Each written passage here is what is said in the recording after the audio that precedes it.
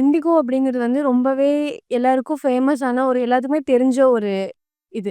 அப்படி இருக்கும்போது, அவங்களோட விஷயத்துல வந்து ரொம்ப அசால்ட்டா ஒரு விஷயம் அத ஹேண்டில் பண்ணும்போது, இது அவங்கள பின்னாடி எல்லா விஷயமே பாதிக்கும் அப்படின்னு சொல்லி ஒரு விஷயம் இருக்குல்ல.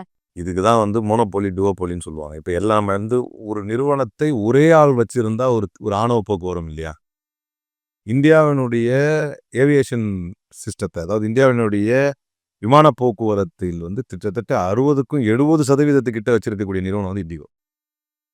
அதனால நீ எனக்கு கட்டுப்பட்டு அரசாங்கத்தையே வந்து மிரட்டி பார்க்குறாங்களோ அப்படிங்கிற மாதிரியான ஒரு எண்ணம் அதனால தான் மக்களுக்கு வருது. ஏன்னா, நீ என்னெல்லாம் டச் பண்ண முடியாது. சொல்லப்போனா பெரிய அளவுல லாபத்துல போறது. இப்ப இன்னொரு விஷயம் என்னன்னா, இண்டிகோ தன்னை வந்து ஒரு லோ காஸ்ட் ஏர்லைன்னு காட்டிக்கிறாங்க. அதத்தான் வந்து அந்த பைலட்ஸ் அசோசியேஷன் சொல்லியிருக்கிறாங்க. நல்ல கேள்வி இது. அதுக்காக சொல்றேன். அந்த பைலட்ஸ் அசோசியேஷன் என்ன சொல்றாங்கன்னா, தன்னை ஒரு லோ காஸ்ட் ஏர்லைனா காட்டிக்கணும். இப்ப இந்த ஒன்றிய அரசினுடைய இந்த விதிகள் வந்து அமலுக்கு வந்துருச்சு. இந்த விதி அமலுக்கு வந்துருச்சுன்னா என்ன செய்யணும்? நெறைய பைலட்ஸ ரெக்ரூட் பண்ணணும். நெறைய பைலட் ரெக்ரூட் பண்ணா இண்டிகோக்கு என்ன ஆகும்? இன்னும் மேல செலவாகும். போகலாம். நெறைய பணம் செலவாகும். போகாது. நெறைய செலவானா அது எங்க போட வேண்டியது வரும்? டிக்கெட்ல தான் போட வேண்டியது இருக்கு. டிக்கெட்ல தான் போட வேண்டியது இருக்கு. டிக்கெட்ட விலைய ஏத்திட்டா மறுபடியும் தன்னை லோ காஸ்ட் ஏர்லைன்னு சொல்லிக்க முடியுமா? இதுதான் பிரச்சனை. இப்ப அவங்க என்ன சொல்றாங்கன்னா, தன்னை லோ காஸ்ட் ஏர்லைனா மெயின்டெயின் பண்ணிக்கிறதுக்காக அத யாருடைய காஸ்ட்ல போடுறாங்கன்னா, அத அகைன் மக்களுடைய உயிர்ல பணைய வைக்கிறாங்க. சார் இப்போ இண்டிகோல வந்து ஒரு ப்ராப்ளம் போயிட்டு இருக்கு. இந்தியா ஃபுல்லா வந்துட்டு இப்போ இண்டிகோ ஃப்ளைட் எல்லாம் வந்துட்டு கேன்சல் ஆகுது சொல்லிட்டு பொதுமக்கள் ரொம்ப சஃபர் ஆயிட்டு இருக்காங்க. ஸோ இது எதனால நடக்குதுன்னு சொல்லி கொஞ்சம் மக்களுக்கு புரியுற மாதிரி சொல்றீங்களா? அதாவது சமீபத்தில் இது சம்பந்தமான ஏவியேஷன் மினிஸ்ட்ரி, விமான போக்குவரத்தை வந்து கண்ட்ரோல் பண்ணக்கூடிய, மேனேஜ் பண்ணக்கூடிய ஏவியேஷன் மினிஸ்ட்ரி வந்து ஃப்ளைட் டியூட்டி டைம் லிமிட்டேஷன் அப்படின்னு FDTL அப்படின்னு கொடுத்தாங்க. அதை வந்து ஒரு லேமன் லாங்குவேஜில் சொல்லணும் அப்படின்னா, சாமானியர்களுக்கு புரிகிற மாதிரி சொல்லணும் அப்படின்னா, ஒரு பைலட் வந்து இரவு நேரத்தில் எத்தனை விமானங்களை இயக்கலாம், அவங்களுக்கான ஓய்வு நேரம் எவ்வளவு, அவர்களுக்கான லீவு நாட்கள் எத்தனை அப்படிங்கிறதெல்லாம் வந்து டிசைட் பண்ணி கொடுக்குறாங்க. புதுசாக ரிவைஸ் பண்ணி கொடுக்குறாங்க. நவம்பர் 1 இதை எல்லா விமான நிறுவனங்களும், இண்டிகோவோ ஏர் இண்டியாவோ எல்லாருமே இதை இம்ப்ளிமெண்ட் பண்ணியிருக்கணும் அப்படின்னு சொன்னாங்க. இதை வந்து கடைசி வரைக்கும் இம்ப்ளிமெண்ட் பண்ணாமல் மாறாக இந்த FDTLக்கு அகெயின்ஸ்டாகவே வந்து இதனுடைய ரெகுலேஷன்ஸை வச்சுக்கிட்டு இருந்த ஒரு நிறுவனம் தான் இண்டிகோ. அதனால தான் ஏர் இண்டியாவுக்கு நடக்காததெல்லாம் இண்டிகோவுக்கு நடந்துச்சு. இப்போ ஏர் இண்டியா என்ன பண்ணாங்கன்னா, அதை ஏற்றுக்கிட்ட மாதிரி வந்து நிறைய பைலட்ஸை ரெக்ரூட் பண்ணிட்டாங்க. அதுக்கு இப்போ ஒரு நாளைக்கு ஒரு புரியுற மாதிரி சொன்னால் ஒரு நாளைக்கு 3 முறை போயிட்டு வந்த ஒரு பைலட் வந்து இந்த FDTL மூலமாக வந்து 2 முறை தான் போக முடியும் அப்படின்னா, அப்போ 3வது ஃப்ளைட் இயக்கிறதுக்கு இன்னொரு பைலட் வேணும்ல. அப்போ அதை வந்து ஏர் இண்டியாலாம் முறையாக பண்ணிட்டாங்க. ஓரளவு பண்ணிக்கிட்டாங்க. இல்லைன்னா தங்களுடைய விமானங்களை குறைச்சிக்கிட்டாங்க. லாப நோக்கம் இது பண்ணாமல் குறைச்சிக்கிட்டாங்க. ஆனால் இது இண்டிகோ வந்து இதை இந்தியா முழுக்க இருக்கக்கூடிய பைலட்ஸ் அசோசியேஷனும் சரி எல்லாருமே இப்போ கடைசியில் இண்டிகோவினுடைய இந்த முறையற்ற தன்மை, அதாவது ஆணவ போக்கூட இண்டிகோ என்ன பண்ணுது அப்படின்னா, இதை ஏற்க முடியாது அப்படின்னா என்னன்னா, பைலட் அதிகரிச்சிருக்கணும்ல. அந்த நடைமுறைக்கு வந்துருச்சு. இப்போ பைலட்ஸ் அதிகமாக தேவை, இவங்க பைலட்ஸை கொண்டு வரல, அப்போ ஆட்டோமேட்டிக்காக கேன்சல் பண்ணு ஃப்ளைட்டை. மக்களுடைய என்ன விஷயத்துக்கும் கவனத்தில் எடுத்துக்காம ஃப்ளைட்டை கேன்சல் பண்ண என்ன ஆகுது, இங்கே ஒரு பிரச்சனை வெடிக்குது. இப்போ வேற வழி இல்லாமல் அரசாங்கம் இவர்களுடைய இண்டிகோவினுடைய இந்த முறையற்ற ஆணவ போக்கான இந்த தன்மைக்கு பணிந்து வரக்கூடிய வகையில் பிப்ரவரி வரைக்கும் இவங்களை எக்ஸ்டெண்ட் பண்ணியிருக்காங்க. இந்த ரெகுலேஷன்ஸை இம்ப்ளிமெண்ட் பண்ணுறதுக்கு எக்ஸ்டெண்ட் பண்ணியிருக்காங்க. இப்போ இண்டிகோ என்ன சொல்கிறாங்கன்னா, டிசம்பர் 10-15 வரைக்கும் கூட ஆகும் இதெல்லாம் சரியாக வரத்துக்கு அப்படின்னு. நியாயமாக பார்த்தா 2000-3000 ஃப்ளைட் கேன்சல் ஆயிருச்சுங்கிறது தான் கணக்கு.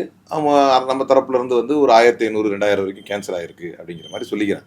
அவன் மொத்தத்தில் ஒரு பெரிய குழப்பம் எதனால் வந்துச்சுன்னு சொன்னால், இந்த ரெகுலேஷன்ஸை வந்து இம்ப்ளிமெண்ட் பண்ணுறதுக்கு ஏற்கனவே டைம் லைன் கொடுத்து அதை எக்ஸ்டெண்ட் பண்ணித்தாங்கன்னு இண்டிகோ கேட்டிருந்தாங்க. இப்போ நீங்கள் இண்டிகோ மேலே ஒரு வழக்கு தொடுத்து தான் சொன்னீங்க. அப்போ நீங்கள் என்னெல்லாம் ஆதாரம் கொடுத்துருந்தீங்க, அவங்க சைட்லேருந்து என்னெல்லாம் கேட்டாங்க, அவங்க என்ன கொடுத்தாங்க? அதாவது எங்கள் தரப்பிலிருந்து வாதம் வைத்த போது அவங்க எனக்கு கொடுத்த 400 வவுச்சர், நான் சொன்ன இந்த வவுச்சர் வந்து நீங்கள் தப்பை ஒத்துக்கிட்டீங்கன்னு அர்த்தம், அதனால தான் வவுச்சர் கொடுத்துருக்குறீங்க. அதே மாதிரி அவங்க வந்து அவங்களே நாங்கள் கம்ப்ளைண்ட்டை நாங்கள் லீகல் நோட்டீஸ் அனுப்பினப்பவே அவங்க அதுக்கு ரிப்ளை கொடுக்குறப்பவே அதுலேயே அவங்க அதை டினை பண்ணல. நீங்கள் போனது உண்மை, இந்த டேட்டில் இந்த தேதியில் இந்த இடத்துல நீங்கள் ட்ராவல் பண்ணீங்க, டினை பண்ணவும் முடியாது. அதே மாதிரி நீங்கள் இவ்வளோ காஸ்ட் அதில் கொடுத்துருந்தீங்க அப்படின்னு ஒரு படியாக சொல்ல வர்றப்ப என்ன சொல்லிட்டு வந்தாங்க அப்படின்னு சொன்னால், அவங்க வந்து சில ஜட்ஜ்மெண்ட்ஸை முன் வச்சாங்க. ஒரு ஜட்ஜ்மெண்ட்டை முன்னிறுத்தி இந்த ஜட்ஜ்மெண்ட் படி வந்து இவருக்கு ரீஃபண்ட் தர முடியாது, இவர் வந்து கேட்கறது தப்பு அப்படின்னா, அப்போ அந்த ஜட்ஜ்மெண்ட் என்ன சொல்லுது ஆக்சுவலாக அப்படின்னு பார்த்தா, அவர் வந்து இங்கேருந்து யூகேக்கு ஏதோ ஒரு கண்ட்ரிக்கு போயிருக்காரு, இப்போ நான் அதை வந்து கோர்ட்லேயே சொன்னேன், இந்த ஜட்மெண்ட் எனக்கு பொருந்தாது. ஏன்னா அவர் யூகேக்கு போகிறாரு, போகிறப்ப வந்து ஏதோ ஒரு கோல்டோ ஏதோ ஒரு ஆர்னமெண்ட்ஸ் எடுத்துகிட்டு போகிறாரு. போகிற இடத்துல அவர் வந்து என்னை ப்ரீபோன் பண்ணி முன்னால் ஃப்ளைட்டில் அனுப்புறீங்களான்னு கேட்குறாரு. அதுக்கு அந்த ஏர்லைன்ஸ் அக்செப்ட் பண்ணிவிட்டு அவரை வந்து சீக்கிரமாகவே அனுப்பி விடுறாங்க. அப்போ போய் யூகேல போய் இறங்குறாரு. இறங்கிட்டு அவர் போகிறது கோல்டு எல்லாமே வந்து ஒரு எக்ஸ்போவில் சேல் பண்ண போகிறாரு. போனவர் இறங்கிட்டு அதை சேல் பண்ண போகிற இடத்துல அந்த நாட்டில் வந்து உங்கள் விசாவில் டவுட் இருக்குது கொடுங்க அப்படின்னு அந்த விசாவை வாங்குறாங்க. வாங்கி அதை செக் பண்ணுறதுல பல மணி நேரம் ஆயிடுது. இவரால் அந்த எக்ஸ்போக்கு போக முடியல. போக முடியாமல் இருந்ததுனால என்ன ஆச்சுன்னா, இவர் எதுக்காக டெக்ளேர் பண்ணி இவ்வளோ நகையெல்லாம் கொண்டு வந்தாரோ இதெல்லாம் அங்கே போய் சேல் பண்ண முடியாமல் போய் ஒரு லாஸ் ஆயிடுச்சு. இதுக்கு காரணம் இவங்க தான். அப்படின்னா விசா இதெல்லாம் வந்து ரொம்ப முக்கியம் ஒரு நாட்டுக்கு இன்னொரு நாட்டு. அதுக்கு ஆகக்கூடிய நேரத்தை வந்து யாருமே கணக்கிட முடியாது. நீங்கள் தான் ஒரு கால் விசாக்கு இவ்வளோ நேரம் ஆச்சுன்னா ஆகலாம், ஃப்ளைட் ஏர்போர்ட்டில் இவ்வளோ நேரம் ஆச்சுன்னா ஆகலாம், நீங்கள் தான் ஒரு 4-5 ஹவர்ஸ் பஃபர் வச்சுக்கணும். ஏன்னா அதெல்லாம் ஒரு நாட்டில் இன்னொரு நாட்டுக்கு போகும்போது இருக்கக்கூடிய ப்ரொசீஜர்ஸ் அதெல்லாம். சார், நீங்கள் இப்போ வந்து ஒரு ஹைகோர்ட்டோட லாயராக இருக்கீங்க. அப்படி இருக்கும்போது இண்டிகோ மேலே ஒரு கேஸ் வந்து எடுத்து நடத்தி அதில் வின் பண்ணிட்டீங்க. இதே ஒரு சாமானிய மக்களுக்கு நடந்துச்சுன்னா அவங்க இதை எப்படி ஹேண்டில் பண்ணணும்? நான் வந்து ஒரு வழக்கறிஞராக இதில் ஆஜராகலை. இதில் பார்த்தி அது முறையும் அல்ல. ஏன்னா வந்து நான் ஃபஸ்ட் என்ன பண்ணேன்னா, நான் ரோப்ஸ் போட்டுட்டு போயிட்டேன், ஃபோரத்துக்கு போயிட்டேன். அங்கே போய் நான் டேபிளில் உட்காந்துட்டு அதுக்கப்புறம் நான் ஓப்பன் கோர்ட்டில் ஜட்ஜிக்கிட்ட கேட்டேன், நான் தான் பார்ட்டி இந்த கேஸில், நான் ரோப்ஸோட அப்பியர் ஆகலாமான்னு கேட்டேன். அப்போ சொன்னால் அது முடியாது அப்படி. அப்போ நான் வந்து ரோப்ஸ்லாம் எடுத்துகிட்டு என்னுடைய வழக்கறிஞர் அங்கி இருக்கும் இல்லையா, இந்த கவுனு அப்புறம் அந்த பிளேசர் இது எல்லாத்தையும் எடுத்துகிட்டு பவு எல்லாத்தையும் கழட்டிட்டு வெளியே போய் எல்லாத்தையும் கழட்டிட்டு வெறும் ஒயிட் ஷர்ட்டு பிளாக் பேண்ட், அதாவது ஏற்கனவே இருந்த ஷர்ட் பேண்டோட தான் ஆர்கியூ பண்ணேன். அதுக்கு மீனிங்கே என்னென்னா, சாமானியர்கள் தங்கள் உரிமையை பெறுவதற்கான இடம் தான் அது. நான் அந்த இடத்துல ஆர்கியூ பண்ணும்போது நீங்கள் கேட்குறது ஒரே ஒரு விஷயம், ஒரு வழக்கறிஞராக இல்லாமல் தன் உரிமையை கேட்க வேண்டும் என்கின்ற எண்ணம் கொண்ட யாராக இருந்தாலும் அங்கே கேட்கலாம். அதே மாதிரி அவங்க கொடுத்த பதிலுமே ஒரு வழக்கறிஞருக்கு கொடுக்குறோங்கிறது எண்ணிக்கிட்ட அவங்க கொடுத்தாங்களான்னு கூட எனக்கு தெரியாது.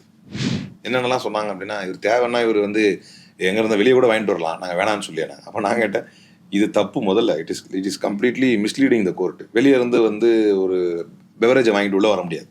தெரிஞ்சது 100 மில்லியன் தான் அலோவ் பண்ணுவாங்கன்னு நினைக்கிறேன். இப்போ நீங்களும் பல முறை போயிருப்பீங்க ஃப்ளைட்டில். அப்போ வந்து வெளியே வந்து தண்ணி ஐட்டம் ஏதாவது வாங்கிட்டு ஒரு வாட்டர் பாட்டில் வாங்கிட்டு உள்ளே வர முடியுமா? முடியாது. அப்போ நான் அதையும் வந்து அப்ஜெக்ஷன் பண்ணி தெரிவித்தேன். இது சாமானியர்கள் எல்லாருக்கும் தெரிஞ்ச விஷயங்கள். இதைத்தான் நம்ம வந்து நீதிமன்றத்தையும் பேசுகிறோம்.